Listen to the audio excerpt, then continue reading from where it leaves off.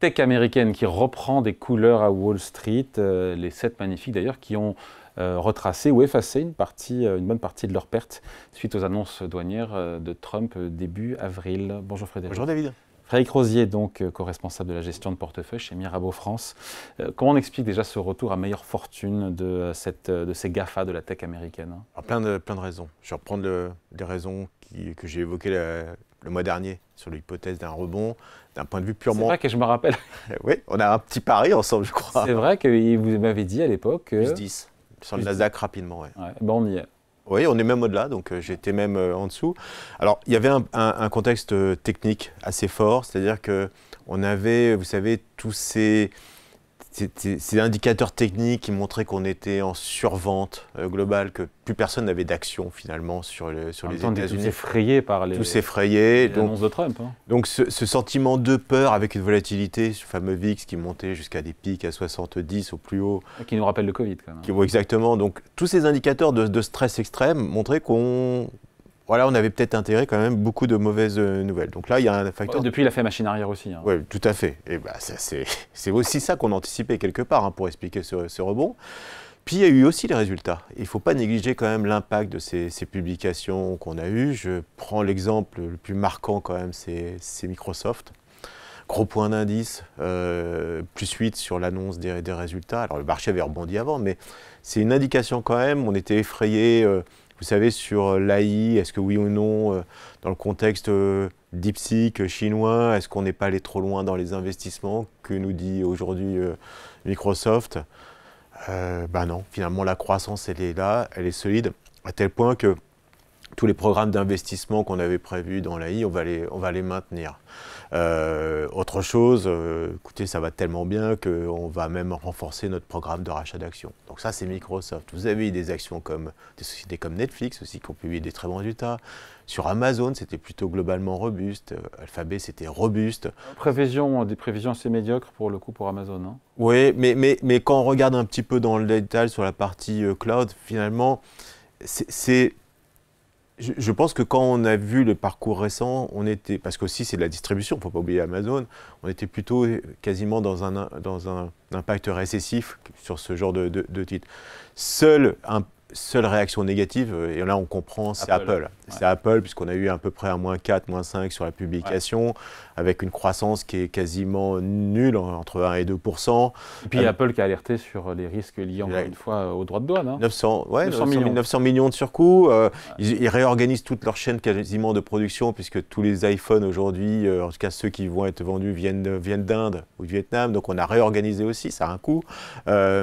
Donc si on fait la synthèse de tout ça, on s'aperçoit que les résultats nous montrent quand même une forme de robustesse, que ce soit sur les techs, mais même plus globalement sur le S&P. On a eu quasiment les 2/3, voire les 3/4 des publications.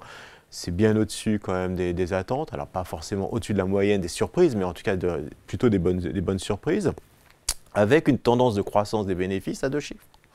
Et quand vous avez une croissance des bénéfices à 2 chiffres, bah, vous ne justifiez pas forcément ce retour en arrière sur les valorisations.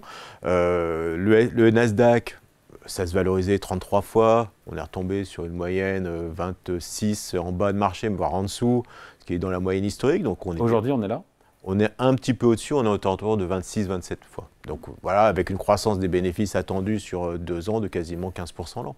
Donc, ça se justifie, ce genre de valorisation. Donc, on n'est pas non plus dans un excès de survalorisation, mais il y a plein d'inconnus aujourd'hui. Il y a plein d'inconnus. Et c'est peut-être mon message là-dessus, c'est que après un tel rallye, parce que c'est un rallye quand même, quand on récupère 16% sur la hausse du marché, sur le Nasdaq, le S&P, il est à 5-6 points derrière, on s'aperçoit quand même que là, on avait payé peut-être le pire des scénarios. On est peut-être en train de, effectivement, aidé par Microsoft, enjoliver un peu la situation. Et je dirais, le juge de paix, ça va arriver très rapidement. Ouais, ça sera quoi? Ça va être Nvidia. Nvidia, c'est fin... Oui, c'est le 28. C'est fin mai. Donc, on a un peu de temps. Juste se rappeler que les 3 dernières publications de Nvidia, avec des chiffres colossaux, c'était des croissances à plus de 100% sur le chiffre d'affaires. On a eu en gros des sanctions boursières en moyenne de 5% sur les 3 dernières publications. Et on a toujours eu des résultats qui étaient globalement au-dessus, voire bien au-dessus des attentes. Ouais. Donc le marché extrêmement exigeant. Et je dirais que je pense, et c'est pour ça que je veux être un petit message de prudence par rapport au mouvement récent, qu'on va rentrer dans une forme de consolidation et retour de volatilité, au moins jusqu'à la publication de Nvidia. On aura plein de résultats, on va avoir AMD qui va arriver, on aura TSMC également, Taïwan. Donc voilà, il y a plein d'indications qui me laissent supposer, avec un tel rallye, et il y a une incertitude sur le discours de la Fed aussi. Hein, on a vu sur l'emploi, il n'y a aucune raison que la Fed change son fusil d'épaule. Même si Trump pousse. Les chiffres sont bons étonnamment sur l'emploi américain. Ouais, c'est robuste. Et là aussi, on a peut-être, ça explique aussi une partie du rebond. On voyait peut-être poindre une forme de fragilité sur l'économie américaine pour l'instant. Ouais, ça tient bien. Et donc la Fed va être... Sauf le chiffre de croissance. Oui, sur la croissance, un petit peu faiblard, mais l'emploi que regarde quand même de près la Réserve fédérale. 170 000 créations de postes, un truc comme ça. Ouais, on était 30 000 ou 40 000 de mémoire au-dessus des attentes. Donc c'est très fort. Ça justifie que la Fed reste en mode pause. Et donc on va être en mode pause pendant quelques temps, donc 6 semaines.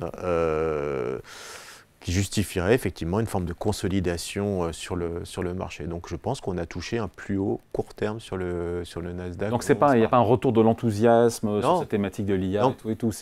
On a corrigé des excès. Oui, avec aussi, il y avait des positionnements, alors je vais être un peu technique, des City, en gros des hedge funds, qui étaient plutôt vendeurs. Et on a vu un énorme rallye sur, peut-être encore plus marqué, sur les entreprises les plus shortées sur le marché américain. Et les non profitables, c'est-à-dire les entreprises technologiques non profitables. Donc on voit bien qu'il y a eu plutôt ce qui a accentué ça, c'était le positionnement même des vendeurs à découvert sur le marché qui a accéléré la phase de hausse. Ils sont encore présents, hein, donc c'est ça aussi le risque, c'est d'avoir même une forme d'accélération haussière parce que les vendeurs à découvert sont pris peut-être à leur propre jeu d'un marché qui se met à être extrêmement positif. Mais voilà, de point de vue purement technique, je répète, lorsqu'on voit l'accélération qu'on a eue en un mois de 16%, ça justifierait quand même une tech ou hors tech, vous êtes prudent à la fois sur la tech, on l'a compris, mais même hors technologie. Oui, je pense que même, voilà, sur le marché américain, on vient à -2, -3 globalement sur les gros indices, -6 sur le Nasdaq. Alors attention, en euros, on est plutôt à -14, -13. Mais globalement, sur les indices américains, on est revenu quasiment à l'équilibre, on va dire, aidé par ces bonnes publications, mais avec une très grosse disparité dans les résultats et dans les réactions sur les résultats.